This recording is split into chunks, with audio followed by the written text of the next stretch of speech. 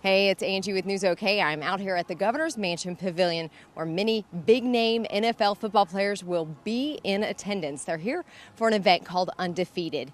Now, this event is going to a cause to help fight addiction. So it's a great event, a great evening tonight. And they also are auctioning off some autographed football gear. Check it out.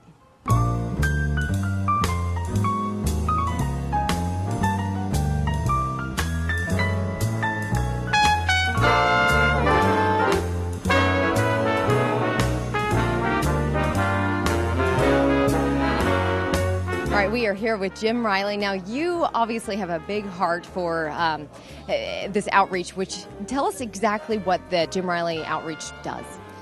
The Jim Riley outreach does many things, but what it does mainly is help men and women who have any type of addiction problems to find a new way of living. Tell us what we're doing here tonight. Raising money. This is a fundraiser. Reggie Whitten and his wife, Rochelle, and everybody that has to do with a Whitten-Newman Foundation. The Whitten-Newman Foundation and the Jim Riley Outreach have joined forces.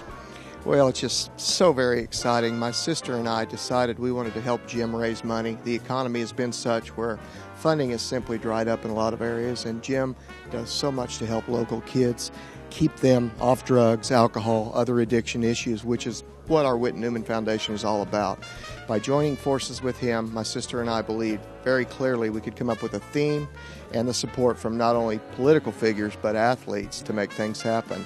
I think that Undefeated is it's a great event with the drug awareness and stuff like that. Anytime that I can give back and help fellow swimmers, I don't have a problem with it at all. Well, I think the event here, Undefeated, serves just a tremendous cause. I mean, when you're dealing with kids, you're dealing with their future, you're dealing with our future, and you're dealing with mistakes that can be averted by good choices. And it's like I had a conversation with some high school kids today. You know, life is too precious. It's very, very short, and you get one chance at it. So the choices you make are extremely important. We knew Jim was very much a part of the undefeated Miami Dolphins team, but the more we thought about that term undefeated, we realized it described very, very effectively Jim's life. He's undefeated by addiction, he's undefeated by tragedy, and because of his 23 years of sobriety and his absolute dedication to kids, this is a city that is better off today. And that's why we're here. We're very proud to be a part of that. You've got some big players coming here tonight. That must feel good that you've got a lot of support and backing from some NFL players. It absolutely is overwhelming to me that everybody has been so generous with their time, effort, and dollars to help this event become something very, very special. And to have all these, especially these young players that I know a lot of them, but I don't know them well.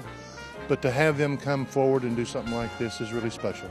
Yeah, ultimately it does hit home because you never really think that it can be that close until it actually is.